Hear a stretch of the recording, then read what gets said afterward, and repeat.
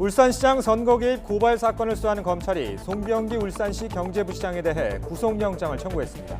검찰은 조만간 한병도 전 청와대 정무수석 등을 소환해 사실관계를 확인할 방침입니다.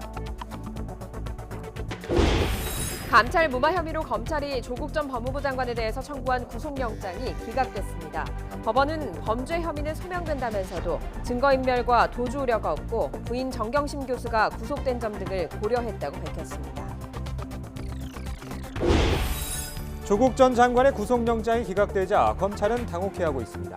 하지만 법원도 직권남용 혐의 자체는 소명된 것으로 판단한 만큼 보강 수사를 통해 영장을 재청구하는 방안을 고심할 것으로 보입니다.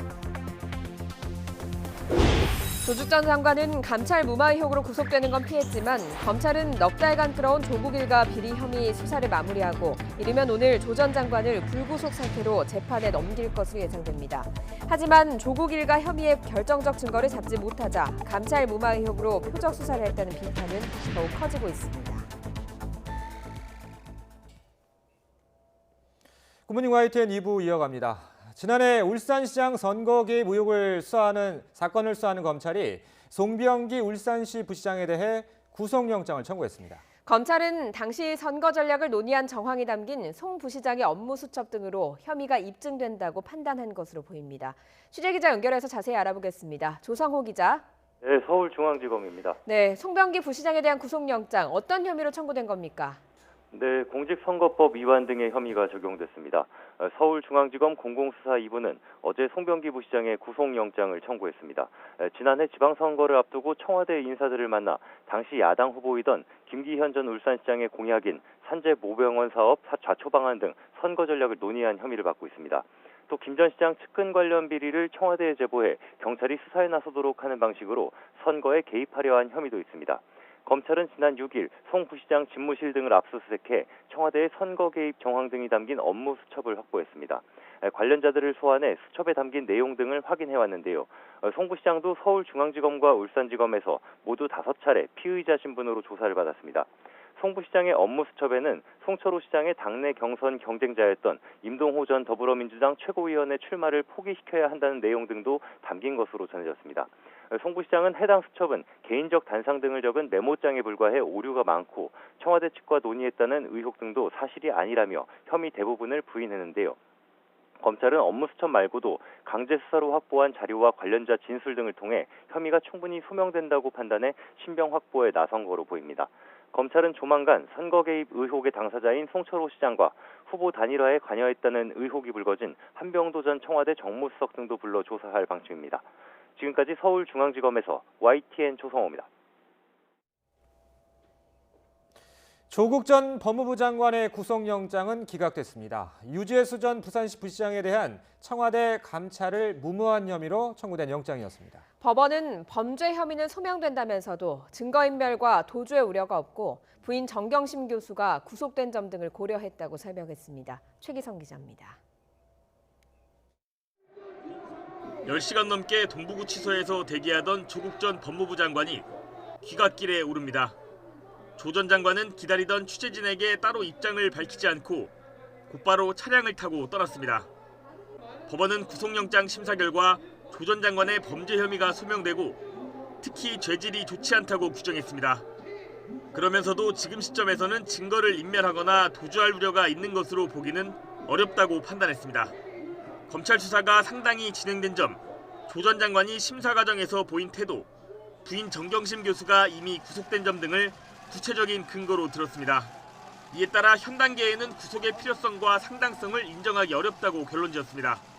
법원의 영장 기각으로 조 전 장관은 부부의 동반 구속이라는 최악의 상황은 일단 피하게 됐습니다. 하지만 법원이 검찰이 주장하는 직권 남용 혐의가 소명됐다고 밝히면서 적지 않은 부담을 안게 됐습니다. 조 전 장관은 민정수석이던 지난 2017년 하반기 유재수 전 부시장의 비위 사실을 덮고 감찰 무마를 지시한 혐의를 받고 있습니다. 조 전 장관은 법원에 출석하면서 검찰의 전방위 수사를 강하게 비판하면서 혐의를 전면 부인했습니다. 저는 검찰의 영장 신청 내용에 동의하지 못합니다. 오늘 법정에서 판사님께 소상히 말씀드리겠습니다. 영장 기각이 결정된 새벽까지 서울 동부구치소 앞에선 각각 영장 발부와 기각을 요구하는 집회가 이어졌습니다. YTN 최기성입니다. 조 전 장관의 구속영장이 기각되자 검찰은 당혹감을 감추지 못했습니다. 하지만 법원도 직권남용 혐의 자체는 소명된 것으로 판단한 만큼 보강 수사를 통해서 영장을 재청구하는 방안을 고심할 것으로 보입니다. 차유정 기자의 보도입니다.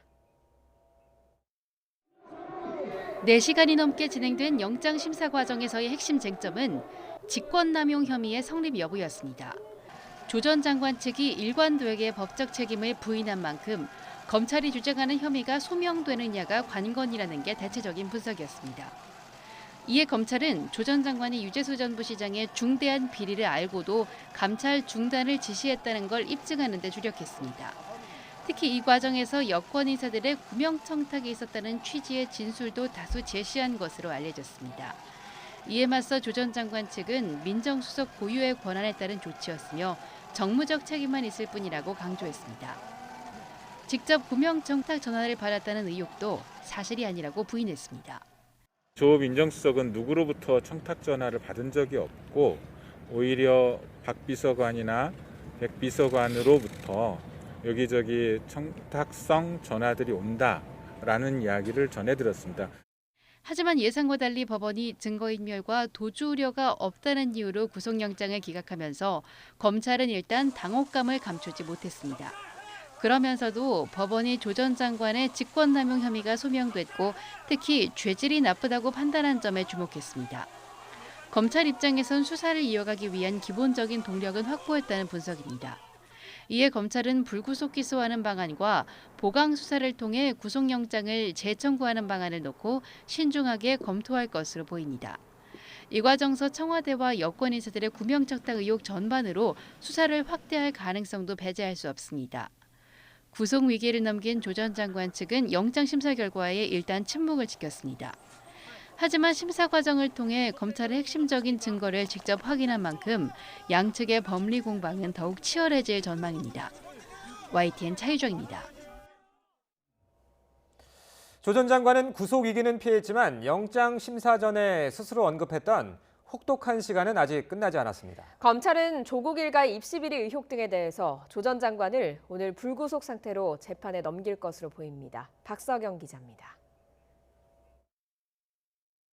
인사청문회를 앞두고 검찰 수사가 개시되어서 좀 당황스럽습니다. 그렇지만 저희 가족들은 검찰 수사에 성실히 응할 것입니다. 지난 8월 27일 대대적인 압수수색으로 시작된 조국 전 법무부 장관 일가 의혹 수사도 넉 달 만에 마무리됩니다. 앞서 이미 부인 정경심 동양대 교수를 포함해 6명을 재판에 넘긴 서울중앙지검 반부패 수사 2부는 이르면 오늘 조 전 장관을 불구속 상태로 재판에 넘길 전망입니다. 유재수 감찰무마 의혹과 달리 검찰은 조 전 장관에 대한 영장 청구 없이 올해 안에 불구속 기소한다는 내부 방침을 정한 것으로 알려졌습니다.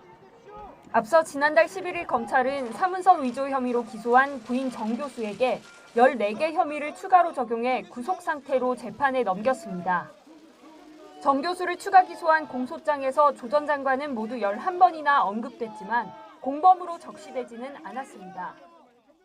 검찰은 진술 거부권을 행사하는 조 전 장관을 3차례 불러 조사한 끝에 정 교수 입시 비리나 사모펀드, 증거인멸 혐의 일부의 공범으로 결론 내릴 것으로 보입니다. 여기에 차명 주식투자 의혹 관련 공직자윤리법 위반 등 정 교수 공소장에 포함되지 않은 혐의들도 추가로 적용될지 관심입니다. 검찰은 정 교수 공소장에 입시 비리 공범으로 적시됐던 딸 조민 씨와 사모펀드 혐의에 연루된 정 교수 동생 등도 함께 재판에 넘길 방침입니다. 그동안 가족 전체를 대상으로 하는 검찰의 끝이 없는 전방위적 수사를 견디고 견뎠습니다. 혹독한 시간이었습니다. 검찰이 조 전 장관 신병 확보에 실패하면서 넉 달간 이어진 가족 비리 의혹과 울산시장 관련 사건에도 역풍이 불가피할 전망입니다. 결정적인 증거를 확보하지 못한 검찰이 감찰무마 의혹으로 승부수를 던졌지만 결국 실패했다는 평가가 나옵니다. 조 전 장관을 겨냥한 표적 수사란 비판 여론이 더욱 거세지며 앞으로 재판에서도 부담이 될 것으로 보입니다. YTN 박서경입니다. 허위 학력 논란으로 교육부가 해임을 요구한 것과 관련해 최성해 동양대 총장이 학교법인 이사장에게 사직서를 냈습니다. 최 총장은 정경심 교수 부부에게 먼저 인간적으로 미안한 마음을 전한다면서 이번 일로 진중권 교수가 사의를 표명한 것을 안타깝게 생각하고 자신의 모든 것을 버려서 학교가 생존할 수 있다면 그 길을 가겠다고 말했습니다. 국회는 오늘 오후 본회의를 열고 지난 임시회에서 필리버스터 무제한 토론을 진행했던 선거법 개정안 처리에 나섭니다. 국회법은 앞선 임시회에서 필리버스터를 진행한 안건에 대해선 다음 임시회 시작과 함께 표결을 하도록 규정하고 있습니다. 오늘 본회의에서는 또 내년도 예산안 부수 법안과 한국당이 필리버스터를 처리한 일부 민생 법안도 처리할 예정입니다. 오늘 국회 본회의에서 선거법 개정안이 처리되면 이어서 또 다른 패스트트랙 법안인 공수처법도 상정될 예정입니다. 한국당은 이번에도 무제한 토론 필리버스터를 벌인다는 계획이어서 공수처법은 또다시 새로운 임시회가 시작되는 오는 30일쯤 처리될 전망입니다. 최민기 기자가 보도합니다. 이번 본회의에선 선거법 개정안 처리 이후 다음 순서는 공수처법 상정입니다. 선거법 때와 마찬가지로 자유한국당이 공수처법에 필리버스터를 신청하면 이번 회기를 마친 뒤 새로 소집되는 임시회에서 표결에 붙여집니다. 시기는 30일이 유력합니다. 이처럼 공수처법 처리가 현실로 다가오자 한국당은 공수처법에 포함된 통보 조항은 정권 입맛대로 수사하려는 독소 조항이라며 공세를 강화했습니다. 수사 과정에서 발견한 공직자 범죄 정보를 공수처에 통보하는 건 기밀 누설이란 검찰의 주장과 맥을 같이 합니다. 오직 내 마음대로 선택을 하기 때문에 정치적으로 반대해서 누구를 제거를 해야 한다랄지 죽여야 되겠다랄지 그런 경우에만 수사하라. 민주당이 포함된 4+1 협의체의 입장은 공수처법 자체에 통보 조항이 내포돼 있고 이를 명문화한 것뿐이라고 반박했습니다. 검찰이 수사 정보를 갖고 있는데도 공수처에 알리지 않는 게 오히려 직무유기라는 입장입니다. 그래야지 이제 알고 시작하고 권한을 갖고 누가 수사를 하는 것도 알고 있고 이렇게 되는 거죠. 그와 거래할 수 없도록. 윤석열 검찰총장의 직접 지시로 검찰이 직접 나서 비판하는 것 또한 정치 행위로 규정했습니다. 지금 검찰이 정치 검찰 행위를 하고 있음을 지적하지 않을 수 없습니다. 억지 부리지 마시기 바랍니다. 4+1 협의체와 한국당 사이의 충돌은 이제 공수처법으로 옮겨붙었습니다. 궁지에 몰린 한국당이 여론전에 더 열을 올리는 가운데 민주당도 반드시 공수처법을 관철시키겠다는 입장이어서 대립이 한층 더 격화하고 있습니다. YTN 최민기입니다. 정세균 국무총리 후보자에 대한 인사청문회가 내년 1월 7일과 8일 이틀 동안 열립니다. 국회 인사청문특별위원장은 자유한국당 나경원 의원으로 민주당 간사는 박강원 의원, 한국당 간사는 김상훈 의원, 바른미래당 간사는 기상욱 의원이 맡기로 했습니다. 나 위원장은 특위 회부일 15일 이내인 1월 2일이나 3일에 인사청문회를 해야 하지만 시일이 촉박해 최대한 기한을 늦춰서 조금 더 내실 있는 청문회를 하고자 했다고 설명했습니다. 이낙연 국무총리는 내년 총선에서 서울 종로에 출마할 가능성에 대해 당에서 제안하면 기꺼이 수용하겠다고 말했습니다. 이 총리는 당 복귀 후 역할에 대해 편한 길로 가고 싶은 마음은 없으며 또 다른 험지 출마도 피할 생각이 없다고 말했습니다. 이 총리는 그러나 총선 출마와 관련해 아직 당과 상의한 적이 없다며 당에서도 결론이 나지 않은 것 같다고 답했습니다. 지난 2015년 박근혜 정부가 발표한 한일 위안부 합의가 헌법에 어긋나는지에 대한 헌법재판소의 선고가 오늘 내려집니다. 헌재 판단에 따라서 한일 외교 관계의 파장이 불가피할 것으로 보입니다. 이경국 기자의 보도입니다. 지난 2015년 박근혜 정부는 일본군 위안부 피해자 문제에 대한 한일 간의 합의 내용을 발표합니다.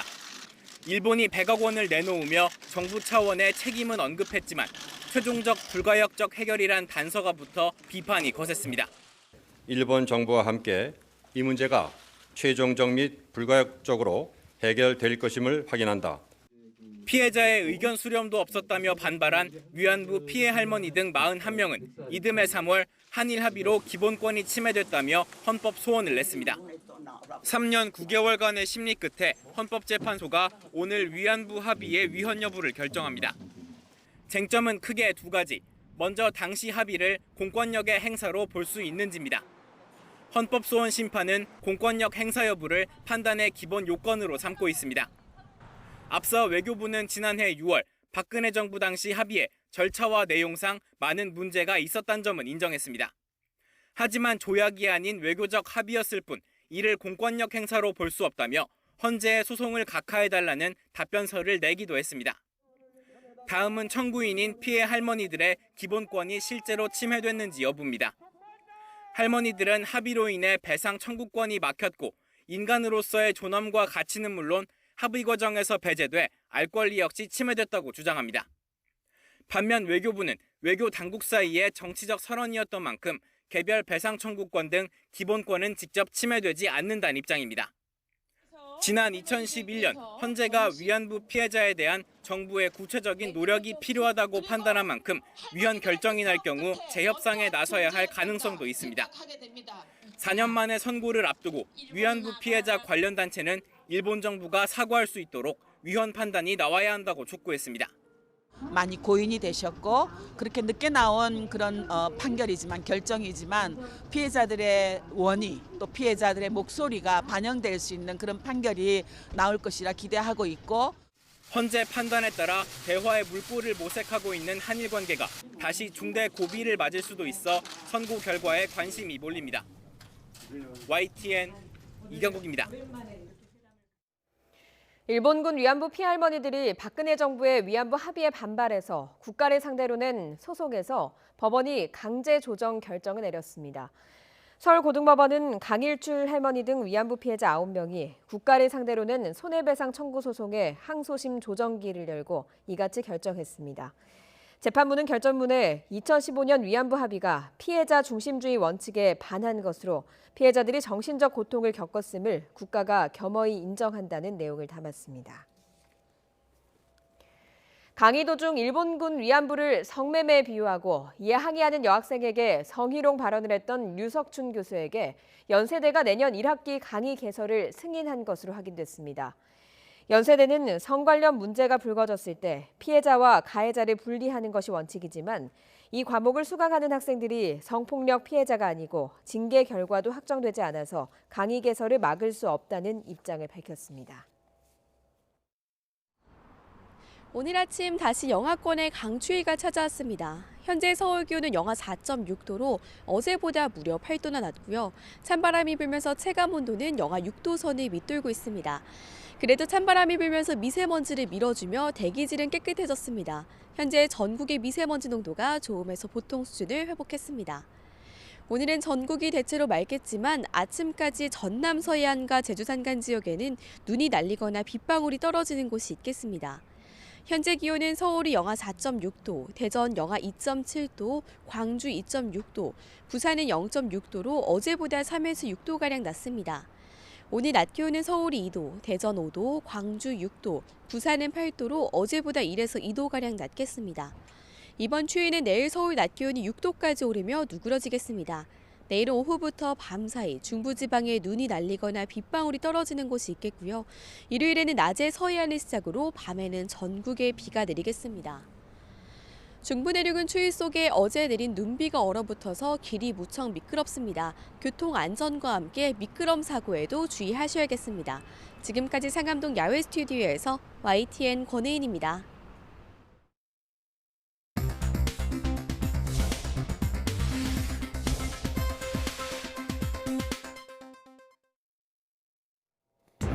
이 시각 보도국입니다. 직원 임금 체불 혐의로 수사를 받는 허인혜 전 녹색드림 협동조합 이사장에 대한 구속영장 실질심사가 오늘 오전 10시에 열립니다. 허 씨는 태양광 업체인 녹색드림 협동조합을 운영하면서 직원 40여 명에게 수년 동안 5억 원 안팎의 임금을 지급하지 않은 혐의 등을 받고 있습니다. 허위 성분 파문으로 허가가 취소된 골관절염 유전자 치료제 인보사 의혹과 관련해 국내 개발사인 포롱생명과학 이우석 대표가 오늘 구속 갈림길에 섭니다. 서울중앙지방법원은 오늘 오전 10시 반 위계 공무집행 방해와 약사법 위반 등의 혐의를 받는 이 대표에 대해 구속영장 심사를 진행합니다. 검찰이 지난해 9월 3명의 사상자를 낸 삼성전자 이산화탄소 누출 사고와 관련해 안전관리를 소홀히 한 삼성전자와 하청업체 임직원들을 재판에 넘겼습니다. 수원지방검찰청은 업무상 과실치사상 혐의 등으로 삼성전자 박모 부사장 등 임직원 7명과 하청업체 관계자 6명 등 모두 13명을 불구속 기소했습니다. 식품과 외식업체가 인건비와 원재료비의 인상을 이유로 연말에 잇따라 가격을 올리고 있지만 성수기 소비 증가를 겨냥한 꼼수 아니냐는 지적이 나오고 있습니다. 버거킹은 오늘부터 제품 가격을 100원에서 300원씩 올리고 롯데리아는 19일부터 제품 26종의 가격을 인상했습니다. 한국 코카콜라도 일부 음료 제품의 출고가를 평균 5.8% 인상하고 농심은 둥지냉면과 생생우동의 출고가를 10% 안팎씩 올렸습니다. 시각 보도국이었습니다. 최근 누리꾼의 공분을 산 닭강정 33만 원어치 거짓 주문. 누가 도대체 왜 이런 짓을 했는지 관심이 높았죠. 경찰 조사 결과 대출 사기 일당의 횡포로 확인됐습니다. 함께 보겠습니다. 피해자 A씨는 최근 대출을 알아보는 과정에서 대출 사기 일당을 만났다고 합니다. 일주일 동안 찜질방 등에서 함께 지내면서 대출을 받기 위해서 재직증명서를 위조하는 방법까지 전해들었다고 하는데요.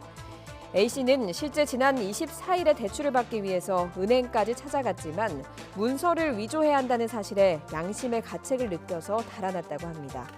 그러자 이 사기 일당이 안갚음을 하기 위해서 닭강정 33만 원어치를 피해자의 집으로 거짓 주문한 겁니다. A씨는 경찰에 대출 사기를 신고한 것으로 확인됐는데요. 애초 알려진 학교폭력과는 무관한 것으로 확인된 겁니다. 대출 사기 일당, 경찰이 지금 뒤를 쫓고 있다고 하니 조만간 붙잡힐 텐데 대출 사기는 물론이고 업무 방해로도 처벌이 불가피해 보입니다. 오정부를 주면서 닭튀김을 만들게 하고 강정을 만들게 하고 주문 배달까지 시켰던 그 상황 자체가 현실적으로는 업무 방해에 해당이 될 수도 있고요. 며칠 동안 누리꾼을 꽤 화나게 하면서도 또 이웃이 처한 공경에 눈 감지 않은 닭강정집 사장님은 큰 응원을 받았던 사건이죠. 이 대출 사기 일당이 신속하게 검거됐으면 하는 바람입니다.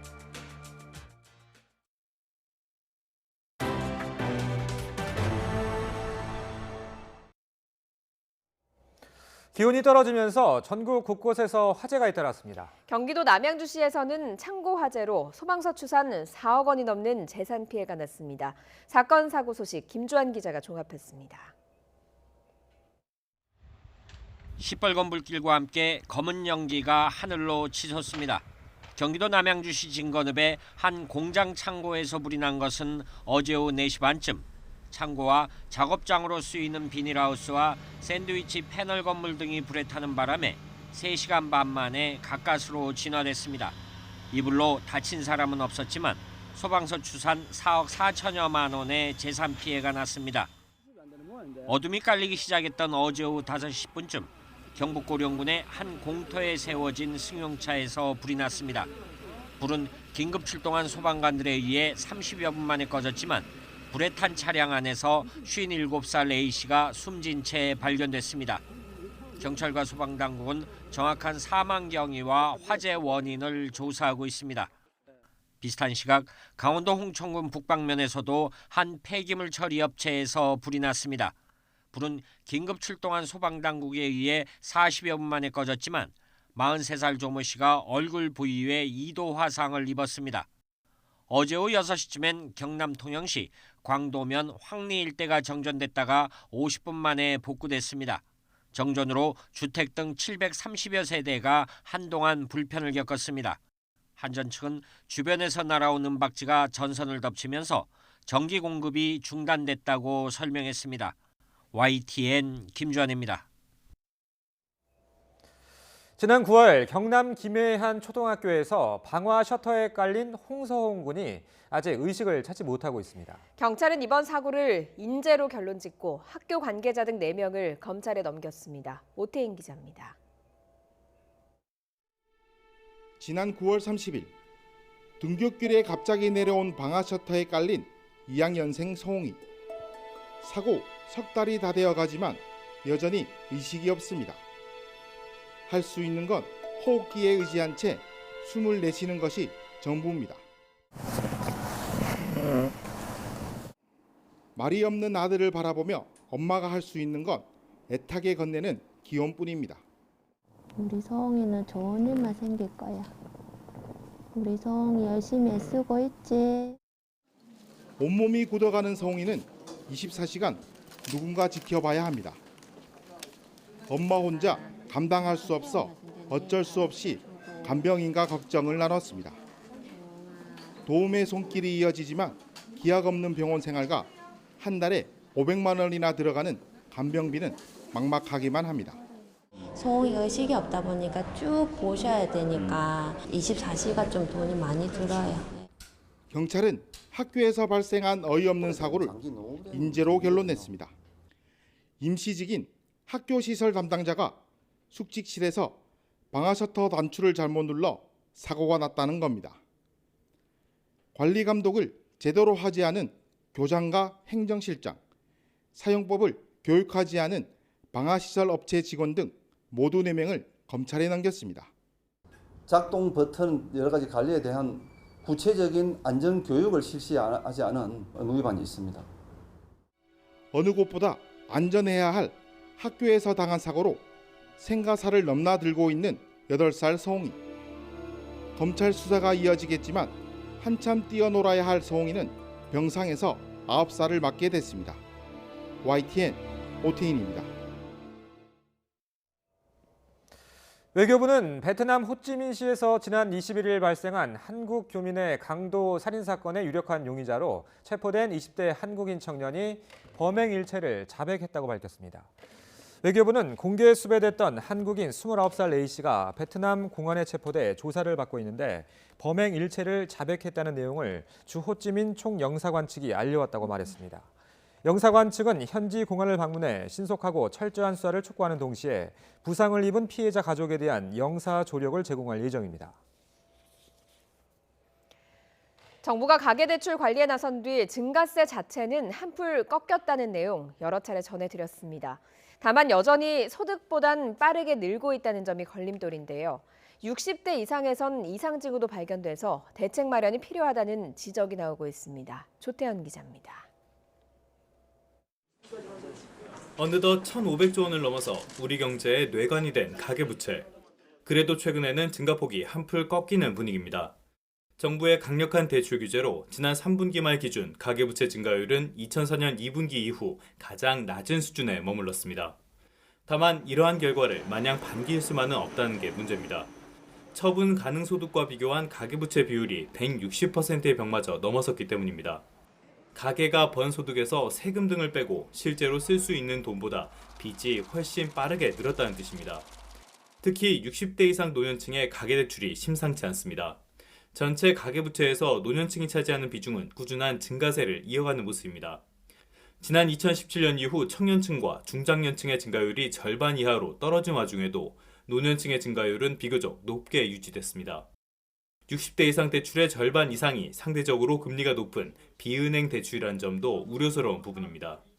고연령층은 소득 측면에서의 레버리지가 높고 금융자산에 의한 채무 대응 능력이 떨어지는 데다 최근 건전성 저하 조짐이 일부 나타나고 있는 점에는 유의할 필요가 있다고 판단됩니다. 한국은행은 전반적인 금융 시스템이 비교적 안정적이라면서도 저금리 기조 장기화에 따라 부동산과 고위험 자산으로 자금이 쏠릴 수 있다는 점, 그리고 지방을 중심으로 악성 미분양으로 평가받는 준공리 미분양이 늘고 있다는 점 등을 위험 요소로 꼽았습니다. YTN 조태현입니다. 경제 상황에 대한 소비자의 심리를 나타내는 소비자 심리지수가 넉 달 만에 소폭 하락했습니다. 한국은행 자료를 보면 이번 달 소비자 심리지수는 100.4로 한 달 전보다 0.5포인트 떨어졌습니다. 주택가격 전망은 최근 부동산 시장의 이상 과열과 맞물려 한 달 전보다 5포인트 오른 125를 기록했습니다. 국세청의 연말정산 간소화 서비스가 내년 1월 15일부터 운영됩니다. 올해 근로소득이 있는 근로자는 1월 15일부터 한 달 동안 운영되는 간소화 서비스에서 연말정산 자료를 확인하고 자동으로 수집되지 않은 자료는 회사에 직접 제출해야 합니다. 올해 연말정산은 총급여 7천만 원 이하인 경우 출산 1회의 산후조리원 비용을 200만 원까지 의료비 세제 공제를 받을 수 있습니다. 내년에 시범 운영할 임산부 친환경 농산물 지원 사업 대상 지역이 확정됐습니다. 농림축산식품부는 충청북도와 제주도, 경기도 부천시 등 16곳을 지원 대상 지역으로 정했다고 밝혔습니다. 임산부 친환경 농산물 지원 사업은 한 달에 한두 번씩 한 해 48만 원가량의 친환경 농산물을 임산부들에게 무상 지원하는 사업입니다. 국내를 대표하는 IT 기업의 기술과 경험을 공유하는 행사가 경남 창원에서 열렸습니다. 지역에서는 처음인데요. 이번 행사는 창원에 추진하는 스마트 산단의 촉매제가 될 것으로 기대됩니다. 박종혁 기자입니다.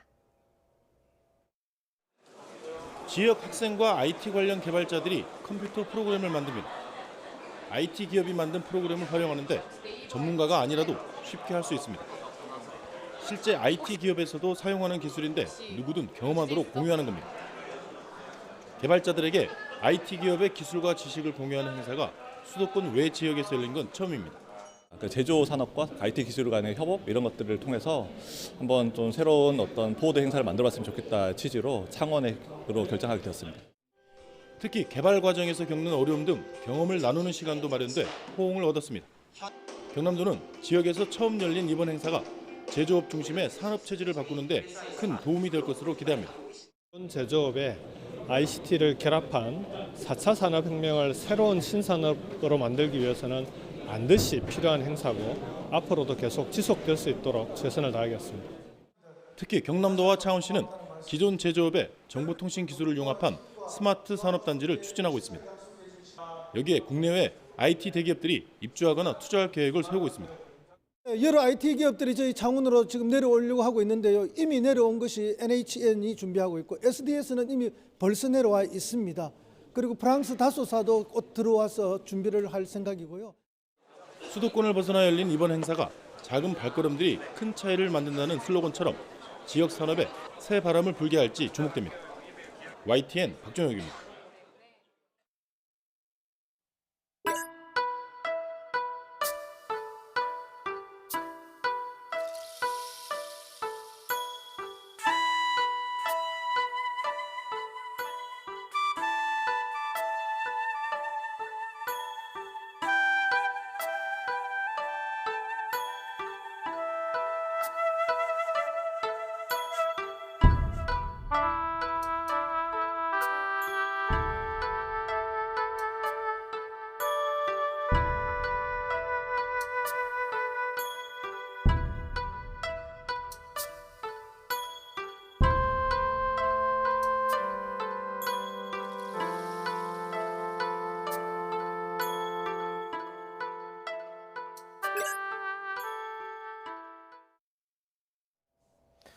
경북 영주시와 예천군을 흐르는 내성천이 모래하천의 생태복으로 되살아나고 있습니다. 토종 민물고기인 흰수마자와 수달 등 멸종위기 야생생물 14종이 서식하는 것으로 조사됐습니다. 황선욱 기자가 취재했습니다. 모래가 쌓인 여울에 사는 멸종위기종 1급인 흰수마자입니다. 영주댐 건설 등으로 개체수와 분포 지역이 급감한 고유 어종인데 이번에 7마리가 확인됐습니다. 모래하천의 대표적 깃대종인 노란 잔산 잠자리도 내성천 전 구간에서 다수가 발견됐습니다. 고온 모래에서 노란 잔산 잠자리가 많이 발견되어 이들의 서식지로서 내성천이 아주 가치가 큰 것으로 나타났습니다. 수달 한 마리가 모래밭을 헤집고 두리번거리다가 물속으로 뛰어듭니다. 국립생태원이 수달 배설물을 유전 분석한 결과 암컷 6마리, 수컷 5마리가 이곳에 사는 것으로 파악됐습니다. 고양이과 최상위 포식자인 삭도, 무인 카메라에 포착됐습니다. 다 자라면 몸체만 1m나 되는데 개체수가 줄어 지금은 멸종위기에 놓여 있습니다. 작년 5월부터 1년간 이루어진 이번 조사에서는 이 밖에도 흰 꼬리수리, 담비 등 멸종위기종만 14종이 확인됐습니다. 서식지의 안정성과 생태계 건강성이 확인된 셈입니다. 국립생태원은 이번 조사 결과를 바탕으로 생물 다양성 지도를 만들고 멸종위기 야생생물의 보전과 복원 자료로 활용하기로 했습니다. YTN 황순욱입니다. 멸종 위기종인 큰바다 사자가 부산 앞바다에서 발견됐습니다. 우리 바다에서 좀처럼 보이지 않던 반가운 손님이 성탄절 선물처럼 건강한 모습으로 나타났습니다. 김정호 기자입니다. 성탄절 아침 김 양식장 어선에 큰 동물이 올라가 있습니다. 주변을 이리저리 살피던 이 동물은 다른 어선이 지나가자 물속으로 들어가 사라졌습니다. 지난 2012년에 우리나라가 멸종위기 야생생물 2급으로 지정한 큰 바다 사자입니다. 작업하러 가다가 도중에 큰 물체가 좀 처음 보는 물체가 포착되어서 촬영을 했습니다. 아침에 저희가 체크한 결과 큰 바다 사자라고. 큰 바다 사자는 시베리아 연안과 캄차카 반도, 베링해 등 북태평양 찬바다에 서식합니다. 이번에 발견된 큰 바다 사자는 겨울이 되면서 바닷물 온도가 낮아진 부산 앞바다까지 먹이를 따라온 거로 보입니다. 겨울철 되면 이제 먹이 찾아 강원도까지 내려왔다가 아마 동해안 쪽으로 따라서 이렇게 부산까지 문어 같은 거, 오징어 같은 이런 거 좋아하거든요. 부산에 나타난 큰 바다 사자는 우리에게는 귀한 손님입니다. 1970년대 이후 우리 바다에서는 좀처럼 보이지 않아 지난 2012년에 제주 비양도 해안에서 발견된 사체에 관심이 쏠리기도 했습니다.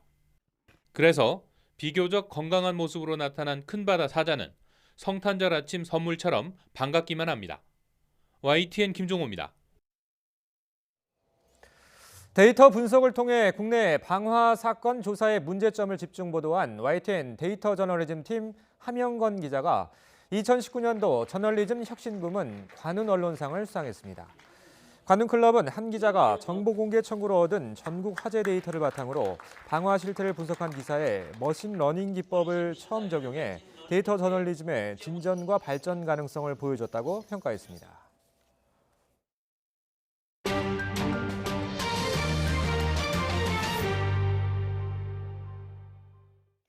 트럼프 미국 대통령이 민주당 하원이 자신에 대한 탄핵소추안 가결 이후 상원에 넘기지 않고 있다며 거짓말쟁이들이라고 비난했습니다. 현지 시각 26일 트럼프 대통령은 트윗을 통해서 민주당 하원이 국가안보 위협을 이유로 자신에 대한 탄핵을 신속히 추진할 것을 주장하고도 소추안 제출을 미루는 상황을 비판했습니다. 또 다른 트윗에서는 탄핵 추진에 선봉에 선 낸시 펠로시 하원의장이 지역구인 캘리포니아 샌프란시스코에 있는 문제도 해결하지 못하고 있다고 공격하기도 했습니다. 미국 행정부가 북한 도발에 대비해서 1년의 무력과시 옵션을 사전 승인한 상태며 선물 없이 지나간 성탄절 이후에도 북한을 주시하고 있다고 CNN 방송이 보도했습니다. CNN 방송은 현지 시간 26일 미 당국자를 인용해서 북한이 도발적인 미사일 시험 발사나 무기 요소 시험에 관여하려 할 경우 신속히 실시될 수 있는 1년의 무력과시 옵션들을 미 행정부가 사전 승인했다고 전했습니다. 이어 한반도 상공에 폭격기를 전개하는 것부터 지상무기 긴급훈련을 하는 것까지 모든 것이 옵션에 포함된다고 설명했습니다. 시리아 정부군이 반군의 최후 거점인 시리아 북서부 지역에 대한 총공세를 펼치면서 피난길에 오른 주민 수가 눈덩이처럼 불어나고 있습니다. 민간인 피해가 잇따르자 트럼프 미국 대통령은 시리아 등 관련국에 경고장을 날렸습니다. 조승희 기자가 보도합니다. 시리아 정부군이 반군의 마지막 거점인 이들립 지역에 대한 총공세를 펼치면서 민간인 피해도 눈덩이처럼 커지고 있습니다. 구호단체 시리아 대응 조정그룹은 지금까지 집계된 피난민만 21만 6천여 명이라고 밝혔습니다. 알카에다와 연결된 반군이 장악하고 있는 시리아 북서부 이들립 일대에는 모두 300만 명의 민간인이 거주하고 있습니다. 귀중품이나 옷까지 이부자리 등만 챙겨 피난길에 오른 주민들은 특히 매서운 추위에 따른 고통을 호소하고 있습니다. وضعنا المي فاتت علينا الولاد مرضى بالليل الليل ما نمنا قمنا كوش حطب ونحط والدخان فاتت علينا والله العظيم قبت علينا بالليل ايه حطينا الجداري شلون شو اسمه المطر فات على الخيام وكل الليل قارزين بهالخيام والمطر المي هيش تجرف من تحتنا. 상황이 심각해지자 트럼프 미국 대통령이 시리아 등 관련국에 경고장을 날렸습니다. 트럼프 대통령은 트윗글에 러시아, 시리아, 이란이 무고한 민간인 수천 명을 죽이고 있거나 죽이러 가는 길이라고 맹 비난했습니다. 트럼프 대통령은 아울러 대학살을 중단하기 위해 터키가 열심히 노력하고 있다고 덧붙였습니다. 구호단체 측은 이들립 일대 250개 마을 주민들이 피난길로 내몰리고 있는데 피난 과정에서 어린이 79명을 포함해 민간인 252명이 목숨을 잃었다고 밝혔습니다. YTN 조승입니다. 스위스 중부 안데르마트 지역의 한 스키장에서 현지 시간 26일 눈사태가 발생해 최소 2명이 부상했다고 외신들이 보도했습니다. 크리스마스 연휴 시즌을 맞아 많은 사람이 화일강 코스에서 스키를 즐기던 때 갑자기 엄청난 양의 눈더미가 스키장으로 밀려 내려온 것으로 전해지고 있습니다. 현지 언론은 길이 300m, 폭 60m에 달하는 대형 눈사태였다고 묘사했고 당시 목격자가 찍은 영상을 보면 일부 스키어들이 갑자기 쓸려 내려온 눈더미를 미처 피하지 못하고 눈 속에 파묻히는 장면이 고스란히 담기기도 했습니다. 사고 발생 직후 구조당국은 광범위한 수색 작업을 벌여 최소 6명을 구조했으며 이 가운데 2명은 가벼운 상처를 입어 병원 치료를 받은 것으로 알려졌습니다. 사우디아라비아 등 중동 걸프 지역에서 현지 시간 26일 오전 금환식이 관측됐습니다. 금환식은 달이 태양 일부를 가려 태양의 가장자리 부분이 마치 불에 타는 금반지처럼 보이는 현상인데요. 걸프 지역에서 금환식이 관측된 건 1901년 11월 이후 118년 만입니다. 또 아랍에미리트 연합 우주청은 1847년 이후 처음으로 금환식을 볼 수 있었다고 발표하기도 했습니다.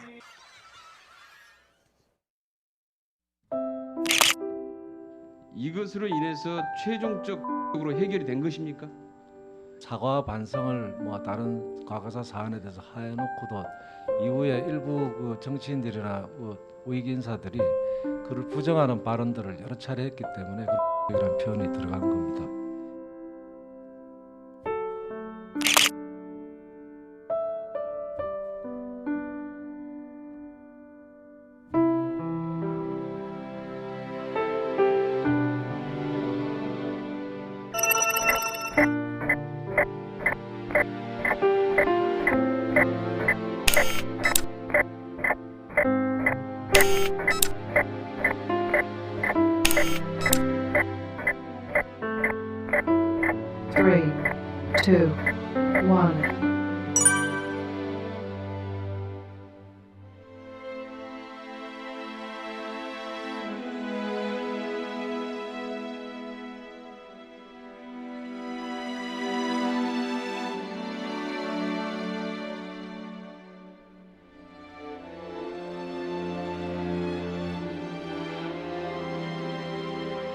한국 쪽은 사제의 불가역성을 강조했는데 당초 취지와는 달리 합의에서는 해결의 불가역성으로 의미가 변했습니다.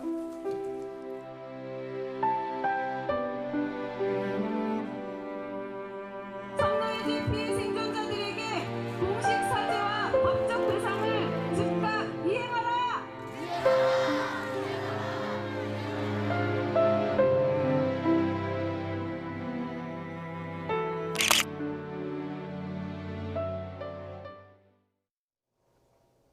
네, 포근했던 날씨가 지나고 날이 다시 추워졌습니다.